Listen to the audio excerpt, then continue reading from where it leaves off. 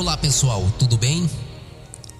Hoje eu quero conversar com vocês sobre um assunto que faz parte da vida de todos nós: a eletricidade. Mas não apenas pela sua importância para a sociedade moderna, mas também pelos riscos que ela pode oferecer quando ela não é compreendida ou respeitada. E talvez a característica mais marcante da eletricidade seja: ela não tem cheiro, ela não tem cor e ela não faz barulho. Mesmo assim, ela está presente em quase todas as camadas da sociedade. Ela está presente na indústria, no comércio, nas escolas, nas nossas casas e até mesmo no celular que carregamos no bolso. Mas existe um ponto importante que a maioria das pessoas ignoram ou desconhecem. A mesma eletricidade que conecta pessoas, que movimenta máquinas, que ilumina as nossas casas, ela pode apagar uma vida em questão de segundos. E é sobre o ponto de equilíbrio entre progresso e segurança que sustentarei a minha fala. A eletricidade, ela não é má, mas também não é boazinha. Ela é apenas uma ferramenta regida pelas leis da física. Se obedecermos essas leis, teremos o seu benefício. Mas se as negligenciarmos, pagaremos caro e muitas vezes com a própria vida. Como eu disse lá no começo, a eletricidade não tem cheiro, não tem cor e não faz barulho. O que nós vemos e percebemos são os seus efeitos. Por exemplo, uma luz que ilumina o ambiente, o movimento de uma máquina, o calor de um chuveiro ou até mesmo o som de um alto-falante.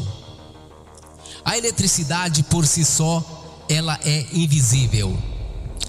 E justamente por isso ela deve ser respeitada. O perigo é quando nós ignoramos a sua existência, ainda que não vemos luz, movimento ou calor. A sua invisibilidade a torna extremamente perigosa, pois ela não dá sinais claros de quando vai agir. Um descuido e tudo pode estar perdido. Além destas formas de manifestação, a eletricidade pode ainda se manifestar de outra forma, e talvez seja a forma mais cruel de sua manifestação: o choque. Por exemplo, quando tocamos em um fio desencapado, uma corrente elétrica percorre o nosso corpo. Dependendo da intensidade e do tempo de exposição, essa corrente tem o potencial de causar danos irreversíveis à nossa saúde.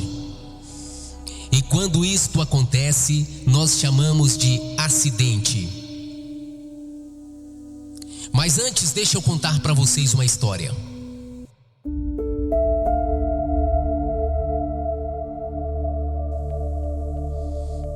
Era para ser apenas mais um dia. João levantou cedo, tomou café com a família, despediu-se da esposa e dos filhos e foi trabalhar. Naquele dia, João decidiu ir de carro. Deu partida no automóvel e aparentemente tudo certo. O que João não sabia é que na última manutenção que havia sido feita, o mecânico esqueceu um parafuso solto. João seguiu pelas estradas esburacadas da cidade e às vezes acima da velocidade. Mas de repente, para sua infelicidade, naquele cruzamento, um pedestre avança o sinal vermelho, obrigando João a frear bruscamente o seu automóvel. Com a frenagem, uma roda se soltou e atingiu outro pedestre que passava pela calçada. E o mesmo veio a óbito. Agora eu vos pergunto: de quem é a culpa? A culpa é do mecânico, do próprio João ou do pedestre? Pois é, acidente nem sempre tem uma única causa. E na maioria das vezes, os acidentes são consequências de pequenos incidentes que, somados, transformam-se em tragédias. Mas para nós que priorizamos segurança, existe um ponto importante.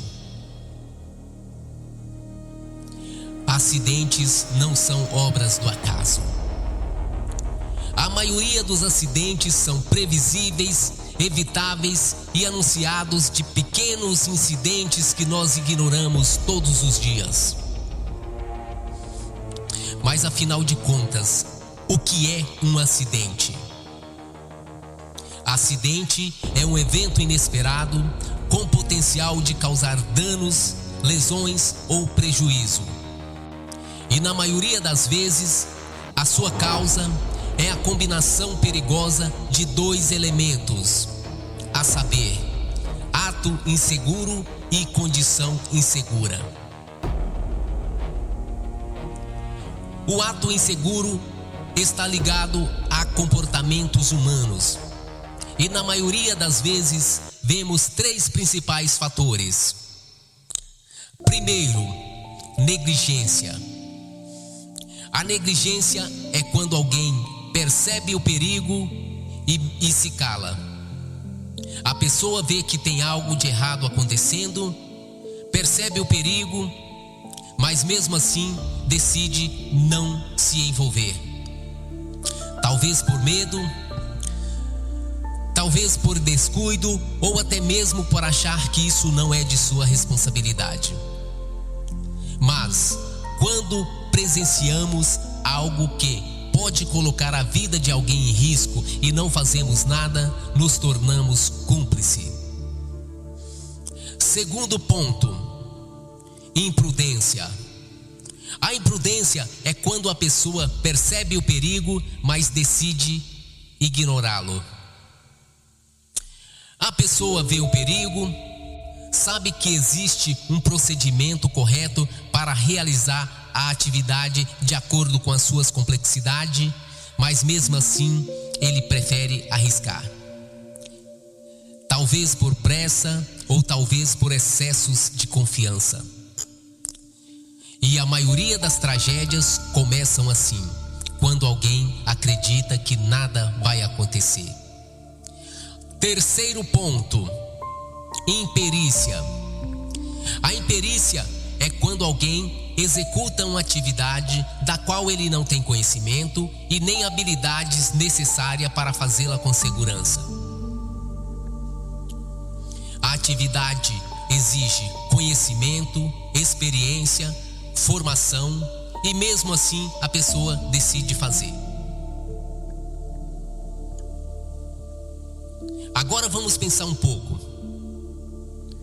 Quando a negligência, a imprudência e a imperícia se encontram, cria-se um ambiente fértil para o acidente. Mas não são apenas os atos inseguros os únicos responsáveis pelos acidentes. Muitas vezes o perigo está no próprio ambiente. É normal vermos isso em pelo menos 3 situações. Primeira, ambiente ou estruturas precárias. Isso acontece quando o próprio ambiente já oferece o risco. Por exemplo, iluminação precária ou piso escorregadio. Segunda situação, improvisação. As improvisações é quando as coisas só funcionam na base do improviso. Por exemplo, uso contínuo de extensões ou tomadas sobrecarregadas através de T's ou Benjamins. Os improvisos até podem resolver os nossos problemas momentâneos, mas aumenta as chances de acidente. Terceira situação: falta de manutenção. A falta de manutenção é quando o ambiente ou os equipamentos não recebem os cuidados devidos. Por exemplo, tomadas quebradas, fio mal isolado ou até mesmo ferramentas funcionando sem revisão. Quando a manutenção desaparece, os acidentes aparecem. Agora veja comigo algo importante: ambiente inadequado, improvisação e falta de manutenção. Esses fatores caracterizam-se condição insegura. E quando a condição insegura encontra o ato inseguro, o acidente encontra a oportunidade que precisava. Ou seja, o acidente deixa de ser uma possibilidade e passa a ser uma questão de tempo. Talvez poderíamos chamar isso de tragédia anunciada. Mas normalmente os acidentes não terminam onde começou. Um acidente tem o potencial de comprometer uma estrutura familiar inteira. É um pai que não volta mais para casa. É um filho que terá que aprender a conviver com a ausência do pai. É uma mãe que terá que assumir um papel duplo na família. É a família que terá que aprender a conviver com a dor da saudade. Por isso, quando falamos de eletricidade, não falamos apenas de energia. Falamos de responsabilidade, falamos de comprometimento e falamos de vida. A eletricidade continuará sendo invisível, mas a nossa responsabilidade não pode ser. E para finalizar, segurança não é excesso de cuidado. Segurança é respeito pela vida. Muito obrigado.